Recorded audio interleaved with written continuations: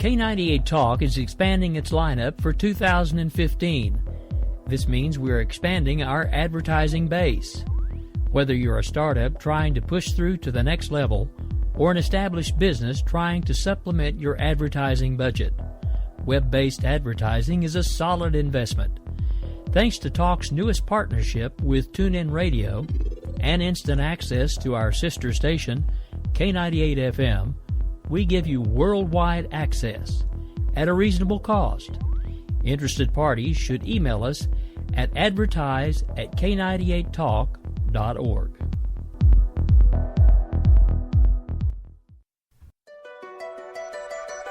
The leader in talk radio on the Internet, right here on K98 Talk and the Spark Radio Network.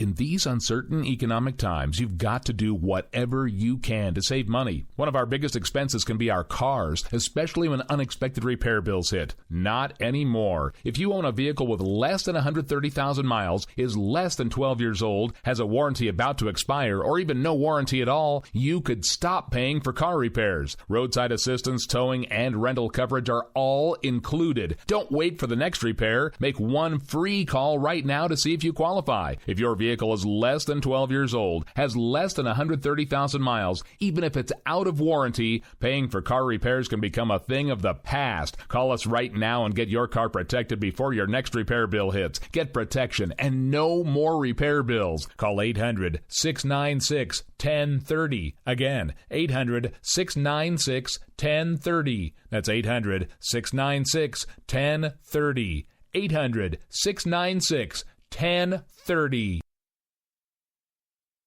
Joe had huge problems with the IRS. I knew it was coming. I hadn't filed taxes since 1990. All the IRS letters coming in added up to a nightmare. To get up to like $68,000, my heart started beating fast. It's like, there's no way, man. I mean, I ain't going to be able to do this. Then they stopped his paycheck. So that's when I started making phone calls and found U.S. Tax Shield. U.S. Tax Shield went to work immediately. They just took the bull by the horns. What blew my mind is he called the IRS right then and there. So why is U.S. Tax Shield A+ rated with the Better Business Bureau? Joe knows. They saved me a ridiculous amount of money. If you owe more than $10,000 to the IRS or state, choose the company Joe chose, U.S. Tax Shield. It was the best decision I made. U.S. Tax Shield is the way to go. Life is good. Thank you, Lord. Call 800-471-3287. U.S. Tax Shield. Boo-rah. Yes. 800-471-3287. 800-471-3287. We will keep this promise to the American people. If you like your doctor, you will be able to keep your doctor, period. If you like your health care plan, you will be able to keep your health care plan, period. This is the most transparent administration in history. Not even a smidgen of corruption. Fact is, we had 4 dead Americans. What difference at this point does it make? If you got a business, you didn't build that. Oh, welcome to the face. Welcome to the face of the new democracy. Don't expect us to admit a mistake. We're paying off election debts to those on the take. Attorney General's lying even while It's time to hear the truth about America's biggest challenges. You're listening to America Off the Rails with your host, Rick Robinson. All right, folks, well, happy Tuesday evening. This is America Off the Rails. I am your host, Rick Robinson, and it is just a couple minutes past the hour of 6 o'clock Central Time, 7 o'clock Eastern, right here in beautiful downtown Oklahoma City. We do have a lot to talk about today. Some of it will be local with the governor. Other things, of course, from the title of the show, in case you can't see it, it's Trump 2016, a.k.a. the Snarkado, and we'll actually be talking about some things that have happened again with his campaign and some things that are coming to light and a few other things that we've talked about before, but I think are worth mentioning again. Now, before we get into the show, I do want to give a quick shout-out to the affiliates that also carry the show. We are carried every Monday, Wednesday, and Friday at 1 Eastern on AMFM247.com, the first affiliate to pick us up. Of course, our home station is always, of course, K98Talk.com, where the show can be heard every Monday through Friday at 6 Central, 7 Eastern. And then again, we have now been picked up by SHR Media. I have been notified that I've been giving the times out incorrectly on that. This show is also carried there on Monday, Wednesday, and Friday, and we are carried at 11 Eastern in the morning, not 6 in the morning as I was originally informed. Also, the most recent affiliates, of course, the biggest one, the crown jewel as far as I'm concerned, Red State Talk Radio, the number 3 grassroots talk radio conservative station in internet radio at the moment, and has been, thanks to Top Talk Radio, rated that way for the last 3 years. As you know, yours truly has been named a Top Talk All-Star by that same group, so it's an honor to be with a fellow recognized station. And also, of course, the other one that is a big ad for us that I'm really happy to be bringing aboard. I still don't know for sure exactly when they are airing the show, but I do know they air it because I see them grab the downloads every time I send them up, and that is High Point Radio out of New Jersey. It is a low-power AM/FM station that is available. It services tri-state area, basically. I think it's Jersey, Philadelphia, or Pennsylvania in some places, and then one other, but the name escapes me at the moment. But at this point, I do have a guest that'll be coming on with me for the remainder of the show today. You're going to know his voice when you hear it, because if you listen to us on Saturdays, he's with me every hour right there on Finding Common Ground, right there first thing, 9 o'clock every Saturday morning. And then we turn the house over to the Liberals, and we let him have a full hour where he rants and raves and typically makes my ears bleed because I'm his producer. That is, without further ado, Mr. Bryce Robbins, co-host of Finding Common Ground, as well as his own show, Opinion Nation, and that's actually what I want to let him talk about today, because the show's hit quite a milestone. Good evening, Bryce. How are you?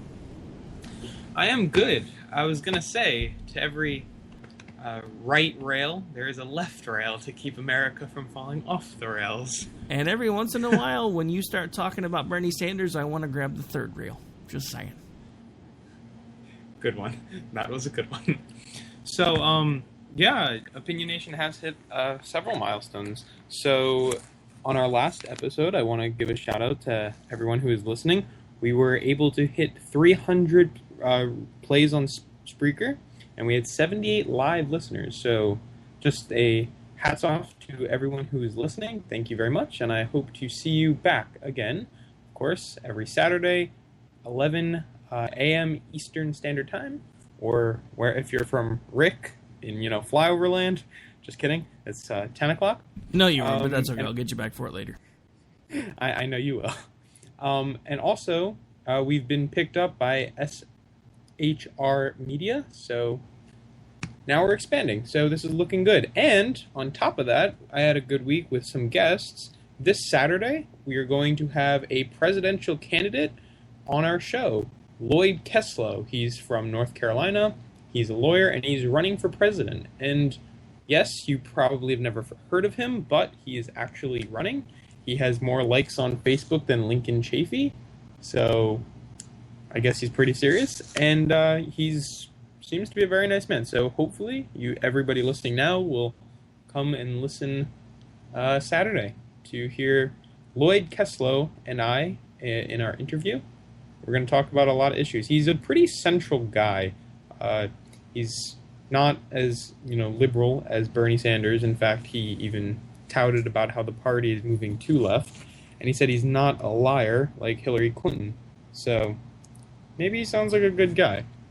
But today's show on America Off the Rails is going to be fun because this is the first time I've ever been on this show. But today I thought it was about time we took care of that, because I normally try to bring the newer hosts on shortly after they sign, and we just haven't been able to find time to do that. Now, I do have a question real quick. You mentioned a name a second ago. Who was it you mentioned again? Lloyd Keslow? No, not that guy. Lincoln Chafee? No, the other one. Donald Trump? No, we haven't talked about him yet. Who's your guy for 2016? Bernie Sanders. Sorry, I had to make you feel at home, so let's give you a second to love on Bernie. I feel like it's Saturday again. Oh. For those of you who miss Finding Common Ground or haven't checked it out yet, I have to give Bryce a hard time pretty much every time he starts talking about Bernie because it makes my ears bleed. So if I'm laughing, I don't notice the liquid oozing out of my ear canals. So basically, for those of you who don't know, I'm a huge Bernie fan, and Bernie fan. If it was biologically possible, one of you would father the other's children, but that just can't happen. And for anybody else out there who is a Bernie fan, I suggest you go look up the new video that his campaign team just put out, Bernie Sanders Progress. Solidified my vote for him. But anyways, do you want to start talking about Donald Trump? Your vote wasn't already solidified. Come on. That is true. He had you at raise taxes. That is true. He had me at Let's Kill Wall Street. Actually, no. He had me at Hello. Really? You're going to quote Jerry Maguire? Oh, my God. You just quoted Jerry Maguire on my show. I'm going to hang up on you now. No, I'm just playing. All right. So, yeah, I guess we might as well actually get into some of the meat of the show. So you had a couple of things that you had brought up about Mr. Trump that I actually hadn't had a chance to hear about. So why don't you enlighten some folks? Well, just to let everyone know how weird I am, I'd like to start by saying on my last show, if you haven't checked it out, go watch it. I admit on the show that if it's Donald Trump versus Hillary Clinton, I'm going to be voting for Donald Trump. So I'm probably the only person who will vote for Bernie Sanders as my first pick and Donald Trump as my second, because I don't want Hillary in office, and I think Donald Trump is a straight shooter. But other than that, the news might say otherwise. So today, Donald Trump has had some interesting things stirring up between rape with his ex-wife, Ivana, and with Sarah Palin. So I figured I'd start with a story that Rick didn't hear about, actually, was that Donald Trump recently appeared on Mama Grizzly Radio, which, believe it or not, is a station that offers 24-hour news about Sarah Palin and the issues related to her. So, I mean, that should encourage everyone out there trying to get big on radio, K98 included. If Sarah Palin can have a 24-hour news network about her, I mean, the sky's the limit. But, yeah. So he went on Idiot's Network, and he was telling the host, Kevin Scalia, that he would consider having the former Alaska governor in an official capacity in a Trump administration. He said, quote, "I'd love that." He didn't specify what position he would seek for her, but he said that he would love to have her in an administrative position if elected. So, for the first time, Donald Trump shot himself in the foot, and it's starting to bleed. With his previous McCain comment and giving away a phone number of Lindsey Graham, everybody thought, oh, crap. Oh, and let's not forget about the Mexicans. Everyone thought, Donald, you did it now, but he managed to continue to rise in the polls. This one, however, turns out America really hates Sarah Palin more than Mexican rapists, denouncing veteran service, and whatever else he did. But Sarah Palin's doing a pretty big doozy on him on social media. People are taking not too kindly to Trump's idea of loving Sarah Palin on his administrative cabinet if elected. So, what are your thoughts, Rick? I mean, coming from a conservative angle, I never really had that much of a problem with Sarah Palin. I think she had some terrible handlers during the 2008 run, and I think she was kind of thrown under the bus on more than one occasion, but I don't necessarily think a lot of that was her fault. Now, that being said, there have been some things that have happened since she has left the spotlight, so to speak, that I don't think have put her in the best light. But again, a lot of the biggest things that are making the press right now are decisions that her daughter's making, not necessarily decisions that she's making. And again, I've never actually met Sarah Palin. I think that if given the opportunity in 2008 and with someone that actually was interested in winning, which it's apparent now that McCain really wasn't, I think she would have had a much better reception and a much better time if she was actually running with someone who gave a damn. But as it's become rather apparent now, especially with some recent mutterings by McCain, he's pretty much gone completely off the deep end. He actually recently, earlier, I think it was either today or yesterday, actually called Hillary Clinton a rock star. I don't know what planet McRhino lives on, but it's time for him to, or was from, but it's time for him to go back there. Wait, McCain said this or Trump said this? No, McCain said that Hillary was a rock star. Oh, well, rock stars are crazy. Yeah, but, I mean, come on. You know, you can't pretend to be a conservative and start saying crap that's that positive about somebody that's as bad as Hillary Clinton is. I mean, as crazy as Trump is. And let me give you my take on Trump, because this is what I like about Trump. It's one of the reasons why I think my new nickname for him, until basically either hell freezes over or the world in, whichever one happens first, is the Snarkado. Because basically he doesn't care who he pisses off. He doesn't have a filter, and he's basically, it's like watching the Tasmanian devil basically do a whirlwind through Congress, because everybody's like freaking out every time he opens his mouth, and I think it's great in some respects. I don't think that he's going to be the guy for 2016. I don't think he would even remotely anywhere near get my vote. That being said, I have actually been trying to reach out to him for several days to try to see if he would be willing to come on the show, just so I could give him an unbiased platform where he can tell people exactly what he wants to tell them without all the media trying to jump all over him about it, because I've noticed that he's done a couple of other podcasts, so I've been trying to get his attention. So far, it's not working, but I'm going to keep trying. But yeah, I mean, so basically, here's my thing. I don't know. This is the thing. Donald Trump has tried this before, and it always winds up being a really large publicity stunt. And by the time it's fair, this is bigger than ever before. Well, yeah, but that's the thing. He in order for it to get any publicity this time, he would have had to have done it bigger than before. And let's face it, right now, he's holding center stage. It may be holding center ring at a 3-ring circus at this point, but he's holding everybody's attention. And that's the thing that nobody's focusing on, because here's the reason why I like Trump. I don't know what he's going to do before it's all said and done. If he splits off and goes third party, we're screwed, because he'll draw enough of the vote that whoever runs as the Democrat is probably going to get elected. But if he continues to draw fire for the folks that actually have a shot at the presidency, because I don't think he honestly does, and I think he knows it, then what he may wind up being is the guy that basically takes all the fire and gets all the energy out of the press before whoever the actual candidate is can actually surface.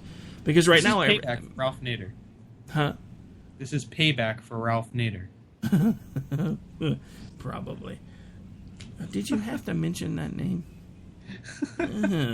My skin is crawling. What did you... You know what the thing is? It's just... I get the money clip ready where he says how much he's worth.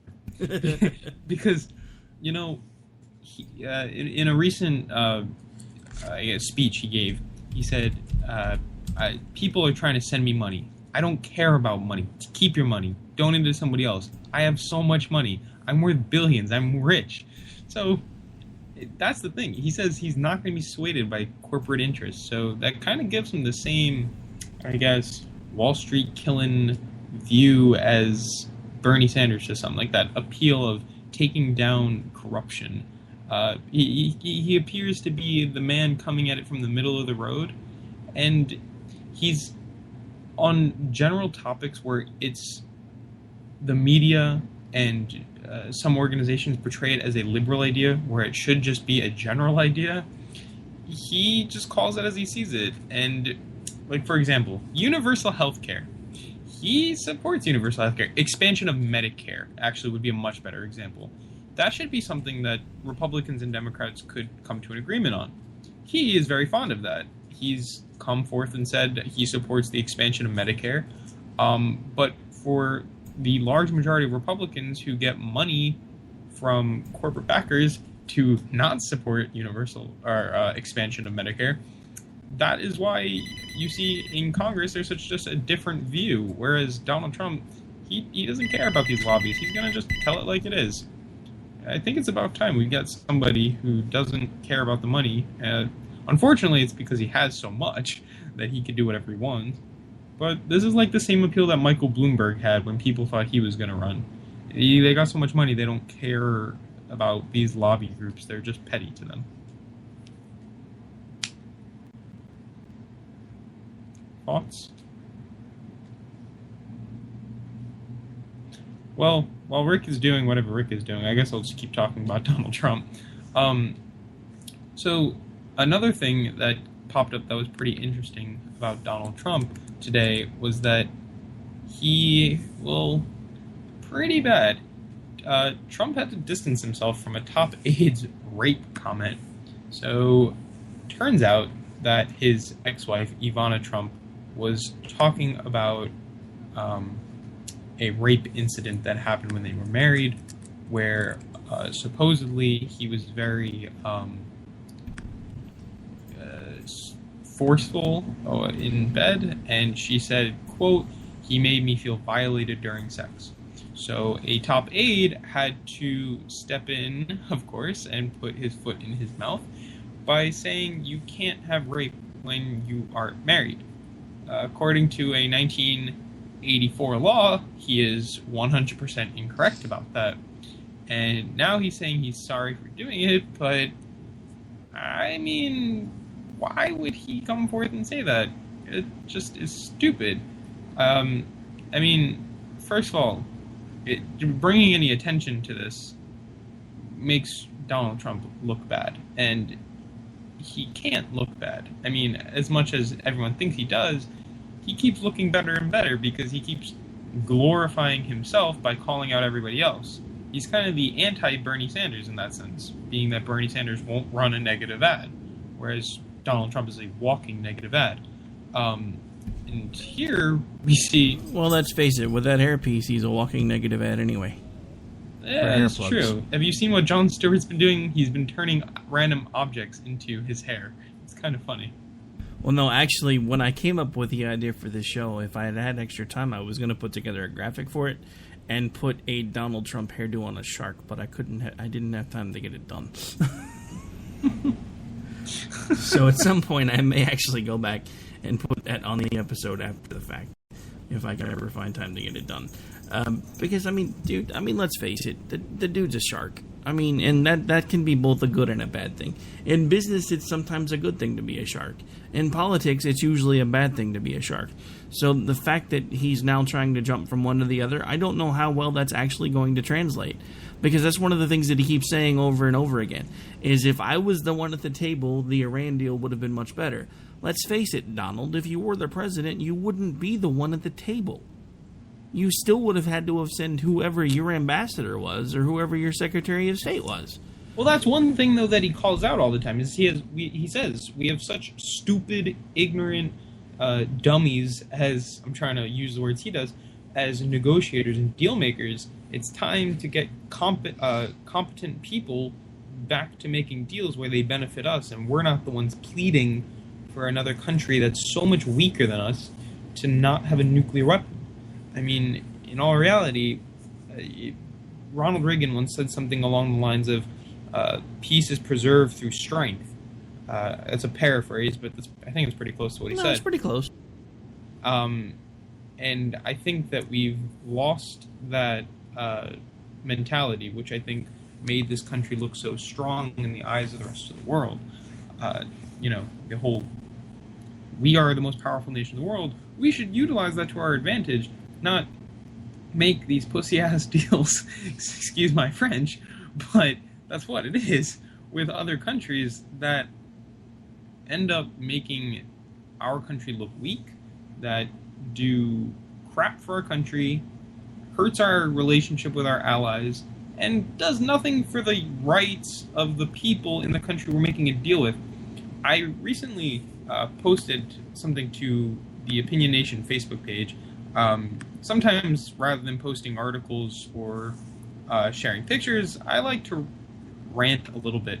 So yesterday, I went on a little rant, and I'll read it. If the president really cared about human rights and equality, then why is he in Kenya?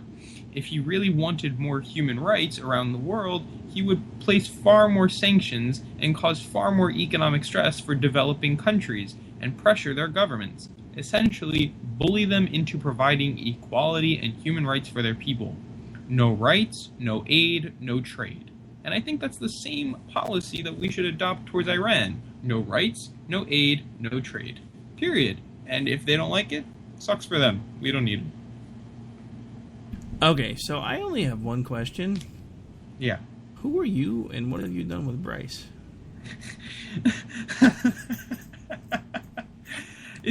It's true, though. We have such an upper hand.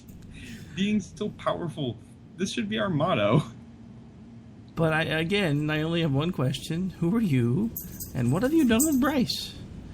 I am Bryce's evil twin. I'm starting to wonder, because when we first started doing shows together, that was right about the time that the first rumblings of this Iran deal started coming out of the woodwork. And I was always on the edge about it. Now I'm just avidly opposed to it. No. You weren't really on the edge about it. You started to be on the edge about it after we talked about it on our show. But when you first brought it to my attention, because it was one of the first topics you wanted to talk about, you were in support of it. And then we had the show, and then all of a sudden your mind started changing. So I'm just making sure you haven't been replaced by a pod person at some point, because somebody might want to yank your liberal card here pretty quick. Just saying. Well, but then again, you can ease their mind again. You can just mention Bernie. They'll get over it. That's true. But if you do recall, on our first interview, when you first met me, you also wanted to yank my liberal card there because I kept advocating for nuclear power as the power source for America. Oh, no. I never said anything about wanting to yank your lib card. I said if you keep advocating for nuclear power, somebody else is going to do it for you. Yeah. That's what I meant. But yeah, but I'm still an advocate for that.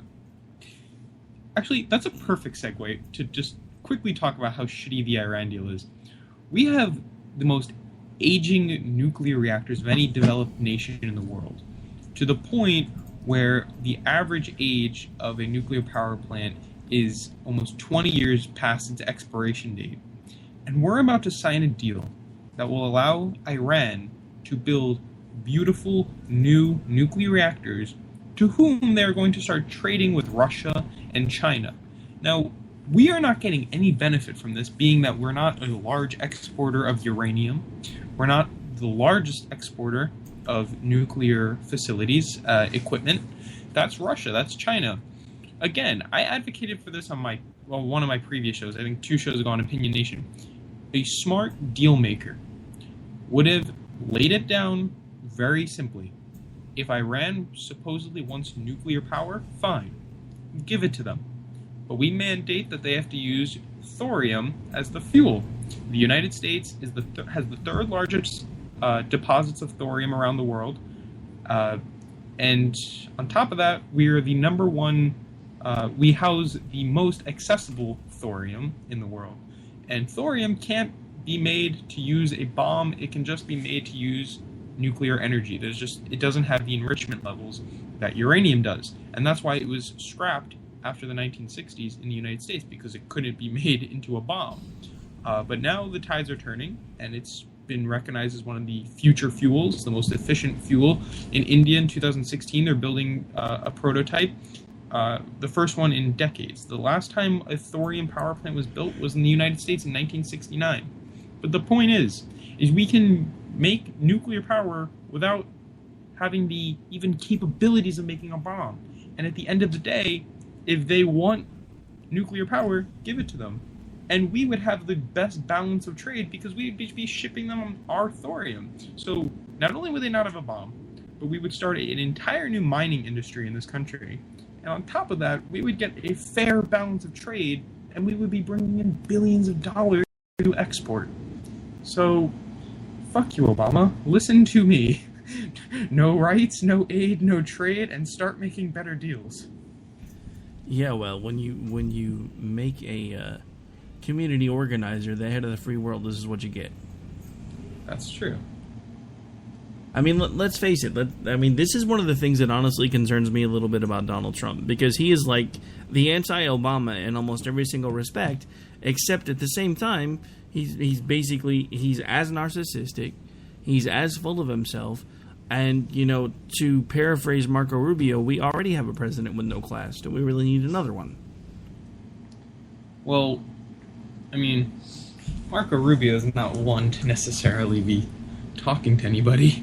But, I mean, look, Barack Obama conducts himself, I wouldn't say he's classless. I just would say that he's a shitty deal maker. Dude, one word about whether, well, I guess it's a compound word about whether or not he has any class. Mom jeans. That's all I gotta say. Oh, Mitt Romney? Come on. Who wore more mom jeans? Let's be real here. Hey, most of the pictures of Romney were in suits and ties. I have seen more pictures of this president in something that resembles really tight jeans that look an awful lot like mom jeans than I think I've seen of anybody, which is kind of creepy.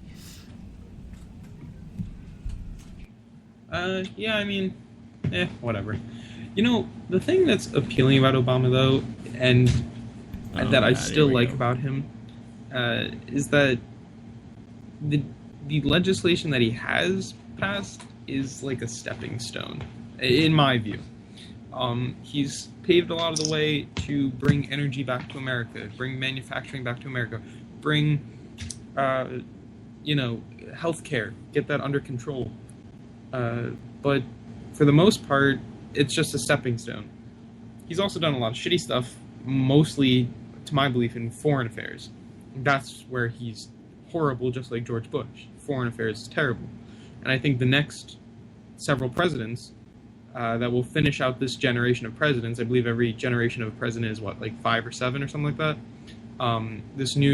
Whoever's going to finish out this generation is going to be the key to the future of this country throughout the rest of the century. They're going to pave the way for it, really, because... My God, are you still talking? To finish this last point about what Obama's done, is that we're exiting the age of conservatism. And I don't think we're going back to those ideals. I think, if anything, we're getting pushed lefter and left economically. And I think the next president and the president preceding him will direct the future of this country's domestic economic policies. But who knows? Just when I think you've said the stupidest thing ever, you keep talking. Damn it, Bobby. Sorry, you walked into those. All right, folks. I did. It is sadly about time for us to take a quick break. For those of you who are wondering, this is still America Off the Rails. I just have our resident liberal-in-chief hanging out with me for the show. We'll be back here in just a couple minutes after we pay some bills. Don't go anywhere. Still got about half the show left, folks. Still lots to talk about.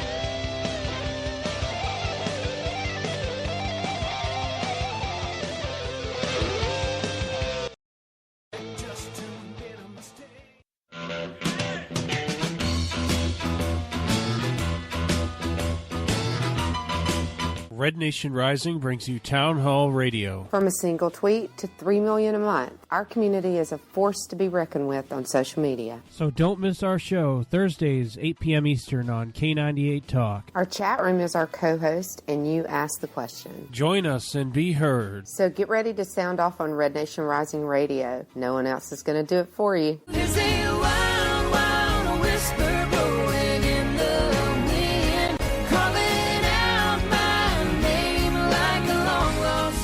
In these uncertain economic times, you've got to do whatever you can to save money. One of our biggest expenses can be our cars, especially when unexpected repair bills hit. Not anymore. If you own a vehicle with less than 130,000 miles, is less than 12 years old, has a warranty about to expire, or even no warranty at all, you could stop paying for car repairs. Roadside assistance, towing, and rental coverage are all included. Don't wait for the next repair. Make one free call right now to see if you qualify. If your vehicle is less than 12 years old, has less than 130,000 miles, even if it's out of warranty, paying for car repairs can become a thing of the past. Call us right now and get your car protected before your next repair bill hits. Get protection and no more repair bills. Call 800-696-1030. Again, 800-696-1030. That's 800-696-1030. 800-696-1030. K98Talk.com, a leader in Internet radio. So grab your seatbelts and take the ride of your life on K98Talk.com. We will never fully understand what we've asked of our military service members, of their families or their children, asking them to deploy, patrol, stay on watch, on point, asking them to put themselves in harm's way, to endure it all. But we do understand that it's our turn, our duty, to bring them all the way home, to keep them secure, to have their backs for the rest of their lives.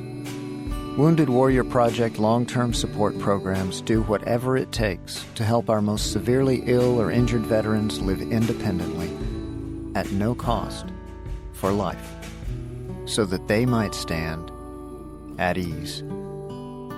Find out how you can help at findwwp.org.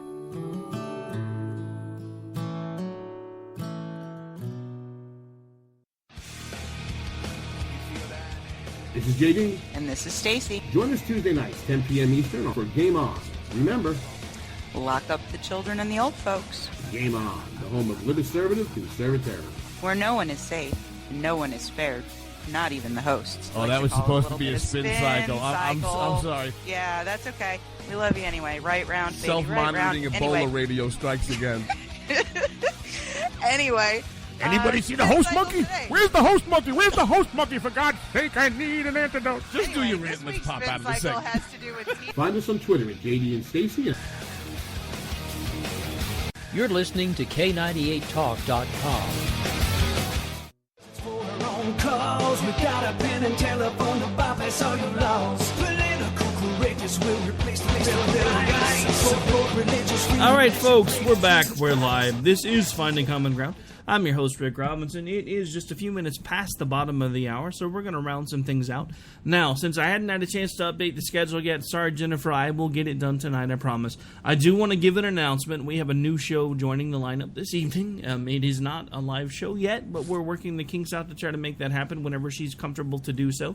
That is Miss Jennifer Meadows, the host of Graceland Radio, which is heard on such places as the Leading Edge Radio Network.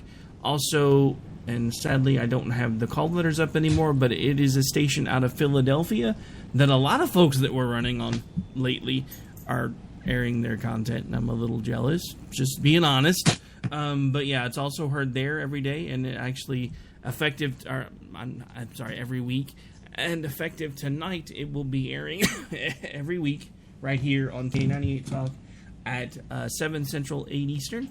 And then, of course, we have the Right Angle coming up tonight after that show at 8 o'clock, 9 o'clock Eastern. And then after that, we have Game On with JD and Stacy on their Tuesday edition at 10 Eastern, 9 Central. So still have a packed lineup. Still got a few minutes of this one left. And when we left, we were talking about Donald Trump, and then somehow we started talking about POTUS. But he's kind of a recurring caricature around here. Actually, if I was thinking about it, I should have played one of Jason's skits where he actually makes fun of Obama. I know you hate them, but I don't. So, and it's my show, so I don't care. I hate the Al Gore ones more. What's the matter with the Al Gore ones? I like it. Because I like the environmentalist ones. Yeah, you would. Of course I would. Damn hippie. Of course I am. I mean, I'm a tree hugger, remember? Stop hugging the trees, you damn hippie. I almost feel like you get flown out just to do the voice, and then you come back, and you're actually just not telling me this. Well, you know, that may or may not be true. No, it is. It must be. Like, come on. It's just very, very accurate. It's almost scary. No, kitty. That's my papa. Alright, so enough of my Cartman impression, and no, as much as I wish I was making the money those guys make, no, I am not the actual real-life voice of Cartman. I just spent way too much time listening to South Park. That's actually an odd talent I have. I pick up things by ear. I actually used to perform in churches and get paid to sing because of the talent that I had, where I could basically sound like just about anybody if I listened to them long enough, and it used to freak people out, so it was kind of trippy. But anyway. I was going to say, and I'm not Rachel Dolezal, but... Well, you know, you may not be Rachel Dolezal, but... No, I'm just playing. Funny. Oh, if only people knew. Oh, God. Yes, no, if only people knew. You know, I wanted to bring this up. I was going to bring it up on Finding Common Ground, but since I'm here, why not? I was on the bus today, heading off to work, and I was thinking about it. You know, I always hear people say, oh, I'm socially liberal, but I'm fiscally conservative. Now, this is going to bother you and every single person listening, most likely. But if you're... like, I don't get that. I don't get that.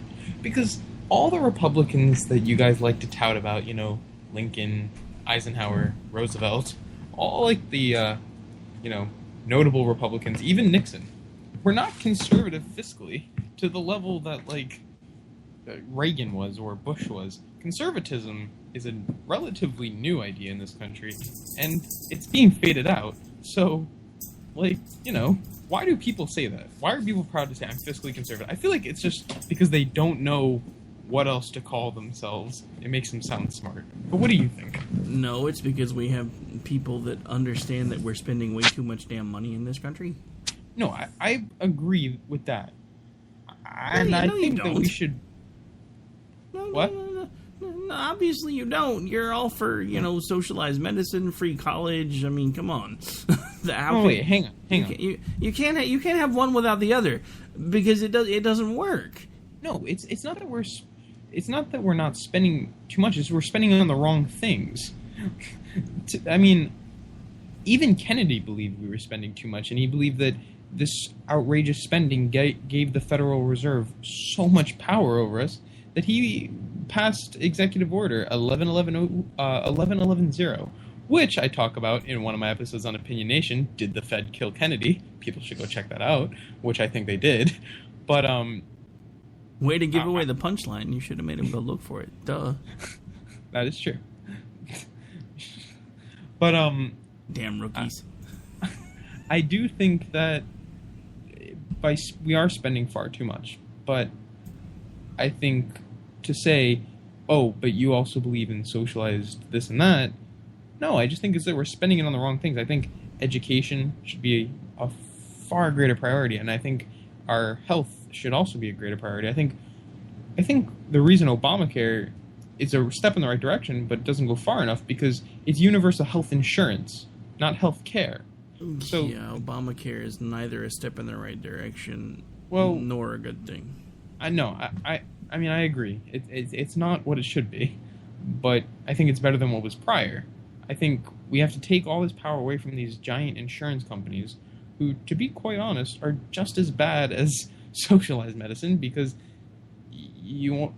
some people can't even have access to care with the previous system. So I think everybody should have access to care. And I think we need universal Medicare, not universal health insurance.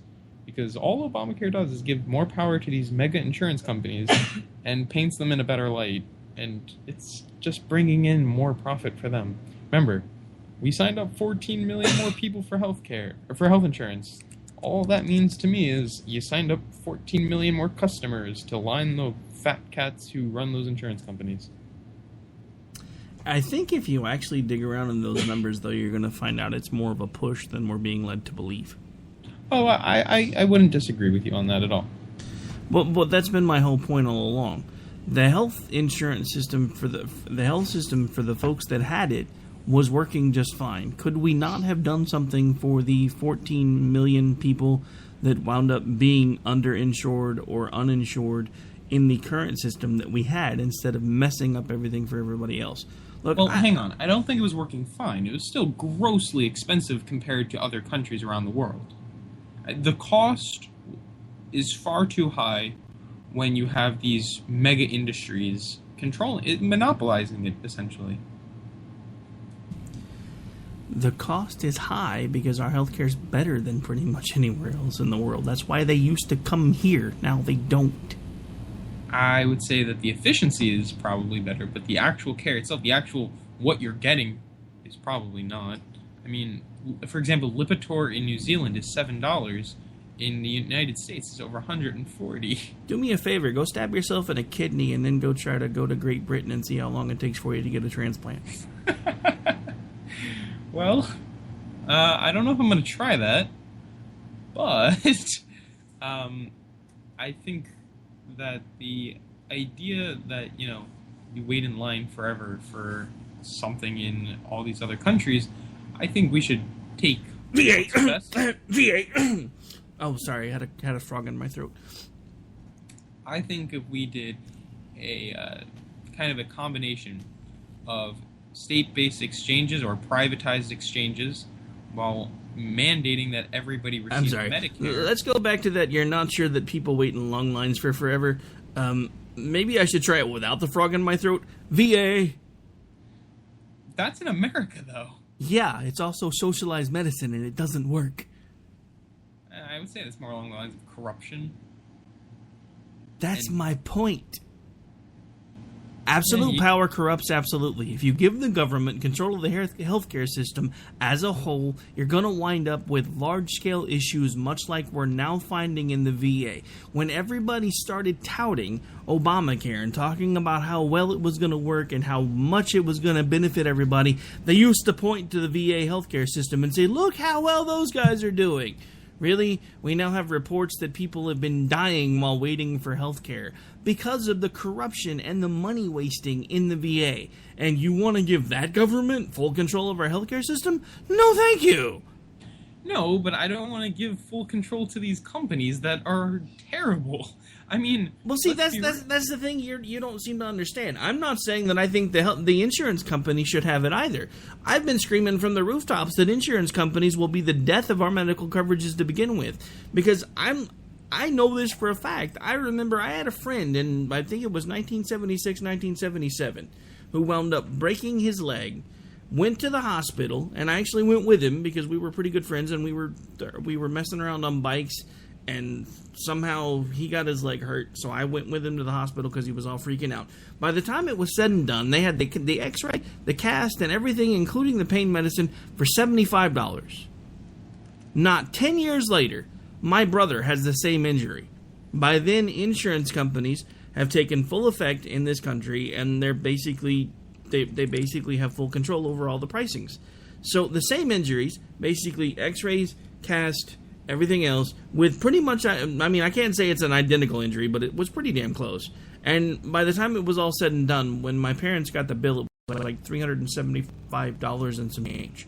So in the space of 10 years, from the time when folks were paying for their own health care to the time that some idiot decided it would be a good idea to introduce these things called insurance companies, the price had risen 600-700%, if I'm doing the math in my head right. Yeah, but here's the thing. With a single-payer program, costs drop dramatically for the people. And with a single-payer program, when the wrong person gets into power, which is going to happen, when they don't like what you're saying or what you're doing or that you're standing up against them for what they're trying to do, you don't get health care coverages. Well, again, that's why you make it state-based single-payer programs. And you don't think that at some point, if we get any type of a state-based single-payer program in here, that at some point the federal government's going to step in and take full control? If you don't think that's going to happen, I have a bridge in Brooklyn that I really think I need to show you, because we can make a deal on that bitch today. Well, okay, for anybody who is tuning in and just saw Trump Snarkado, this does have to do with Donald Trump, being that he supports expansion of Medicare, and at one point at least he talked about how universal health care was necessary, and when asked about Obamacare, he said... Well, of course it's necessary for him. He's never going to have to use it. I mean, he can say whatever he wants because he's never going to have to be placed on a universal healthcare system. Let me tell you, the proof to me that universal healthcare is not what everybody thinks it is here. Again, there was, when the Olympics were in Britain, there was an anchor from America who injured herself in Britain, and she kept screaming over and over again, hey, I want to go check out you guys' universal healthcare system. The people in Britain that were her handlers while she was there kept telling her over and over again, no, you have money, we're going to take you here because you don't need that. So what you guys aren't understanding is, yes, there will be some form of universal healthcare, but there's still going to be better healthcare for the people that can afford it, and eventually the people that can't afford it are going to get the worst freaking healthcare possible because there's not going to be enough people in the system to be able to sustain it as we continue to add more and more people to it. The biggest problem with socialism is eventually you run out of other people's money to spend. It happens everywhere it's tried. It sometimes takes longer, but it does eventually happen everywhere that it's tried. That's why all of the places that have managed to keep it going for as long as they have been, because let's face it, it hasn't been around that long. But the ones that have managed to keep it under control and keep it to the point where it's functional have really, really tight immigration controls. They don't let people just move in willy-nilly. At this point, if we tried to adopt that type of a system here, we would collapse in 6 months. There's no way around it. I'm not suggesting that at all. I think that this can be done. I think, for example, right, when we're talking about socialism in this country, I think we're all misunderstood. When we talk about, Bernie Sanders especially, he goes off and says the $15 minimum wage. And I look at that and I say it's a little ridiculous. But then you got the guy from Dunkin' Donuts who makes $4,000 something an hour saying that a $15 an hour minimum wage is outrageous. I think for big businesses, yes, we should mandate you pay your employees. We shouldn't mandate anything. We ought to give them incentives to pay their people better than they do. We should incentivize it for small businesses. No, we should incentivize it for everybody for two reasons. We should have two different forms of incentive programs. One, there should be a tax-based incentive for you to keep your jobs here. That way, you're not being strangled by keeping your jobs here. There should also then be another tier of a tax break where for every percentage of your employees that you pay above minimum wage, you save X amount of dollars in taxes. The other thing that would solve all of this is if we would go to either a flat tax or a fair tax and charge businesses and people the same amounts because everybody buys stuff. If we got it to the point where basically you went to a store and if you were below a certain level, you swiped the card and you didn't have to pay any taxes on it, but anybody that was above a certain level paid a certain percentage in for everything that they bought, we would have more money than we knew what to do with. But let's be completely honest at this point, the government doesn't want this stuff fixed, because if it's fixed, then we're not going to be arguing with each other about how to fix it anymore. And then we're going to realize just how corrupt every last single one of these MFers in DC are, and we're going to grab our pitchforks and torches and we're going to run them out of town.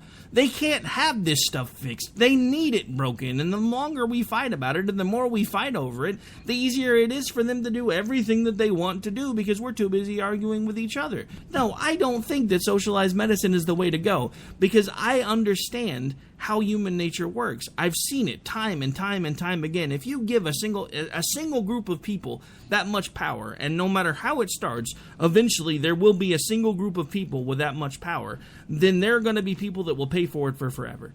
Because there is no way, because human nature, we are not, I mean, no matter how many people want to hold up their hands and say, oh, I love my brother and I do this and I do that, when it comes to us as a whole, we are assholes to one another. And the government's no exception.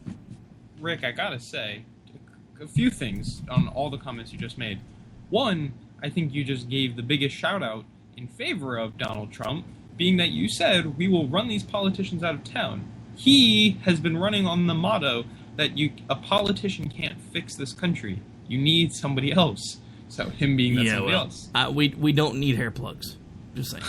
Also, in regard to your flat tax, I know you've always been a big fan of that, leveled flat tax for certain income brackets.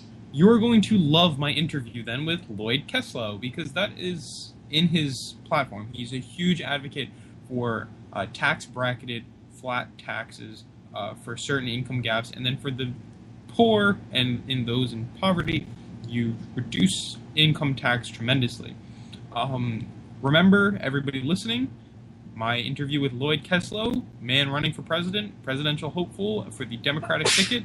That interview is this Saturday at 11 o'clock a.m. Eastern Standard Time. Be there for Opinion Nation then. Sorry, had to give that quick promo there.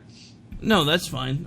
Actually, that's like I said, that's one of the reasons why I wanted to have you on, because I know that's going to be a big interview for you, and I wanted to give you a chance to actually give that out. I'll actually probably be mentioning that again over the next few shows that I do. But the guy's running for president. I can't believe that I got him. Yeah, we actually interviewed a couple of presidential hopefuls, or I didn't actually, because I wasn't able to attend that day. But the conservative curmudgeon actually interviewed a low-named presidential hopeful that was at the Southern Republican Leadership Conference. Haven't really heard too much out of him since then, so I don't know if he's still even remotely trying to be in the running. But I mean, at this point, the lower folks on the totem poles, nobody knows anything about them because Trump has become a black hole when it comes to the media. He sucks them in quicker than anything, and Trump is like dominating it to the point where, people who you thought were shoo-ins to get in the candidacy, Chris Christie and Lindsey Graham. Well, maybe not Lindsey Graham, but they're even having a tough time. Rand Paul is having a hard time staying up in these polls because Donald Trump is dominating them, and he's pushing them out. I mean, so only the biggest names are going to stay there. They can't stay up in the polls because Donald Trump is doing the political equivalent of pole dancing. He is. Some reporter said he's the best sideshow. No, he's such a great sideshow that he's taken center stage, or something like that. Well, I mean, let me tell you the thing that concerns me about Donald Trump as we actually start winding down. The thing that concerns me about Donald Trump is he has all of these harsh words to say about immigration and illegal immigration and everything else. I want him to open his payroll books because I would like to know how many illegal immigrants he employs. There's an interesting interview he does with CNN where they asked him about that, and he said that they were all legal, and he has a very strict sourcing group that finds only legal immigrants. So perhaps take a look at that, but no, I'd definitely be interested as well. I mean, the thing about that, he can say anything he wants, but during that interview, did he provide any proof? Did he give the name of the sourcing company that he uses? I don't recall. If we could find it, if someone called them, would they probably decline to comment? You know what? I'm going to do that this week. But yeah, so that's one of my big concerns with Donald Trump.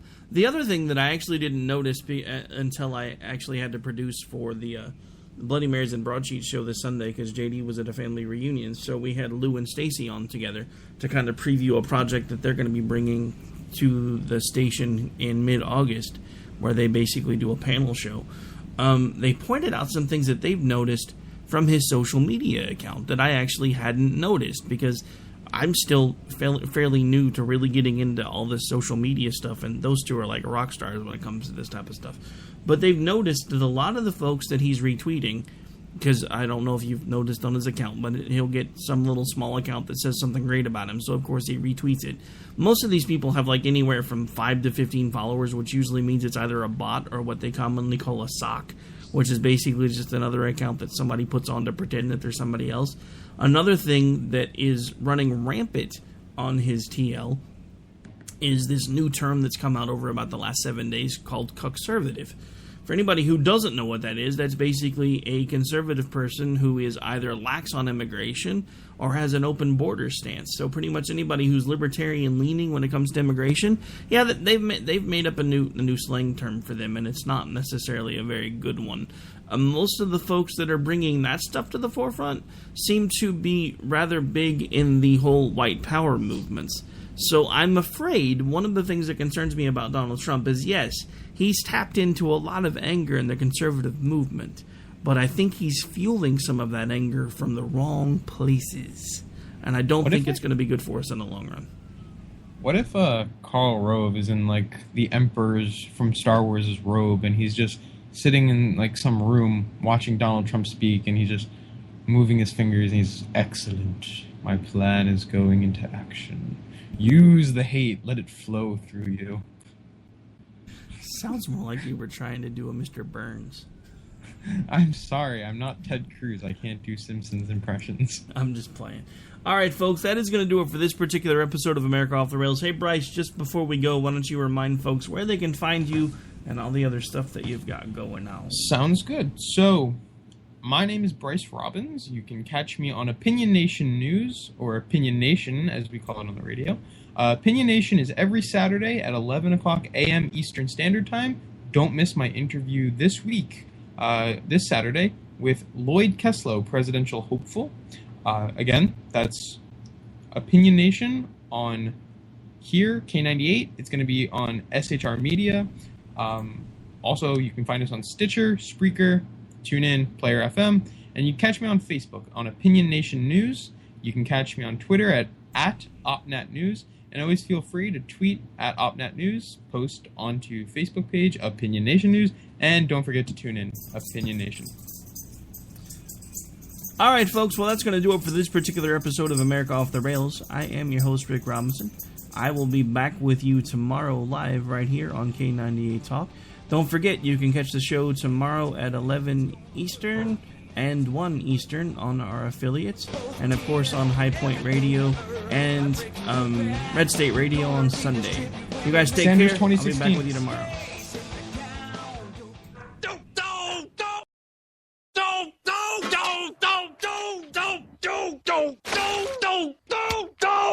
Screw you guys. I'm getting home. Later. Game over, man. It's game over. When our water heater broke down last month, it was a nightmare. It took 5 hours for the plumber to show up, and he charged us a couple of $100 just to come out. Then it cost another $1,800 to put in the new water heater. By the time it was all said and done, I felt like I'd been taken. But what else could I do? The smartest thing you can do is get a home warranty from American Residential Warranty. Their home warranties pay to repair or replace all your major appliances when they break, and they will break, and at the worst possible time. Call American Residential Warranty right now for free information on home warranties starting at just pennies a day. Don't wait for your refrigerator to stop running or your ceiling fans to stop turning. Call American Residential Warranty right now. Ask how you can save up to 50% on washer and dryer coverage. Just call 1-800-513-6154. That's 1-800-513-6154. Again, 1-800-513-6154. Call now. Tired of paying outrageous prices for Viagra? Well, we have great news for you. Now you can finally get Viagra at huge discounts. Healthy Man allows you to save up to $500 on Viagra. Why pay U.S. pharmacy prices of $15 per pill or more when you can get Viagra for less than $3 a pill? Call today and get 40 Viagra pills for only $99. This can cost as much as $600 at your local pharmacy. You can't afford not to call us. If you want Viagra at the lowest prices, never pay $15 a pill pharmacy prices again. Get Viagra for less than $3.